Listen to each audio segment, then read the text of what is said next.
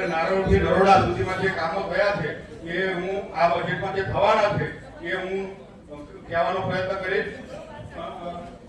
કોર્પોરેશનના દૂરંદેશી આયોજનના કારણે કેટલો ફાયદો થયો છે અને થવાનો છે એના વિશે માહિતી આપવા માંગુ છું.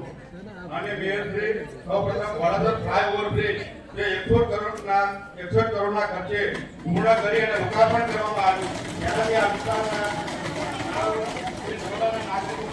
આ હાઈવે પરની પસાર થતા લાખો લોકોને ટ્રાફિક જામમાંથી મુક્તિ મળે.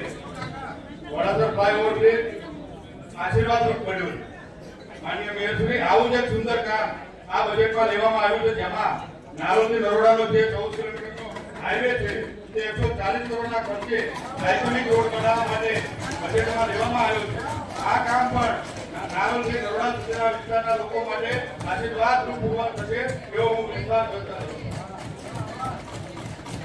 આ રોડ બનવાથી લોકોની સગવડ વધશે અને અવર જવર સરળ બનશે. આ આયોજન માટે મેયરશ્રી, હું ભારતીય જનતા પાર્ટીનો, મોદી સાહેબનો, મુખ્યમંત્રીશ્રીનો, મેયરશ્રી આપનો અને સ્ટેન્ડિંગ ચેરમેનશ્રીનો હૃદયપૂર્વક આભાર માનું છું.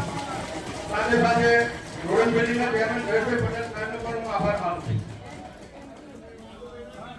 માનનીય ચેરમેનશ્રી, અમદાવાદના પૂર્વ ભાગમાં આવું બીજું ક્યારેય ના થયું હોય એવું ઐતિહાસિક કામ કાલીકટ કેનાલના ડેવલપ કરવાનું કામ ચાલી રહ્યું છે, જેમાં લગભગ 1200 કરોડના પહેલા ફેટનું કામ 50% કરતા વધારે પૂર્ણ થઈ ગયું છે. અને આ ખારી કેનાલ ડેવલપ થવાથી નારોલ નરોડા સુધીના વિસ્તારોને અકલ્પનીય ફાયદો થવાનો છે. આ પૂર્વના ભાગને ખારી કેનાલ ડેવલપિંગના રૂપમાં એક નવું નજરાણું મળવાનું છે. આ કેનાલ કવર થવાથી કેનાલની આસપાસની સોસાયટીના લોકોને ગંદકીમાંથી કાયમી મુક્તિ મળશે. કેનાલને કવર કરી એની પર જે રોડ બનાવવામાં આવશે એનાથી પણ નારોલથી નરોડા હાઈવે પરનો ટ્રાફિક ઘટશે.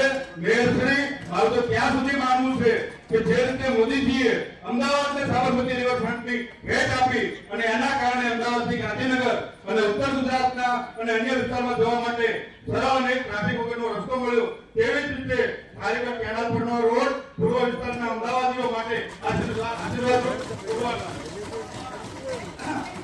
આના માટે પણ હું મોદી સાહેબ, મુખ્યમંત્રી સાહેબ, મેયરશ્રી આપને ત્યારબાદ સ્ટેન્ડિંગ ચેરમેન સાહેબને કોટી કોટી અભિનંદન આપું છું. આ દૂરંદેશીનો ઐતિહાસિક નિર્ણય લેવા બદલ આપનો આભાર માનું છું. માનનીય મેયરશ્રી,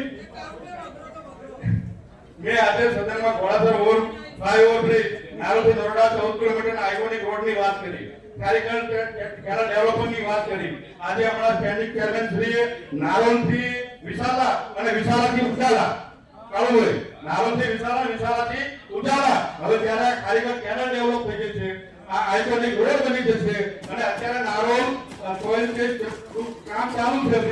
એટલે તમે વિચાર કરો, રિંગ રોડ 6 કિલોમીટર બનવાની વાત ચાલી રહી. એટલે ત્યાં પૂર્વ અને પશ્ચિમ અમદાવાદ જે સમતોલ વિકાસ એનું આ બજેટમાં લેવામાં આવ્યું છે. સમતોલ વિકાસ જે આપણે અહીં આક્ષેપ થતા હતા કે અમદાવાદ પૂર્વ અને પશ્ચિમનો ભેદ આ 4 કામો થવાથી મીટી જશે એવું મારું માનવું છે.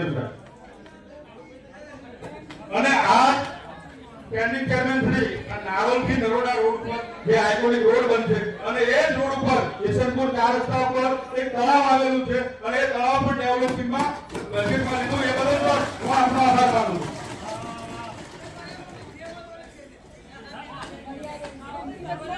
આને કહેવાય ટ્રિપલ એન્જિન સરકાર. આપણે વારંવાર ટ્રિપલ એન્જિન કોને કહેવાય? આને કહેવાય ટ્રિપલ એન્જિન સરકાર.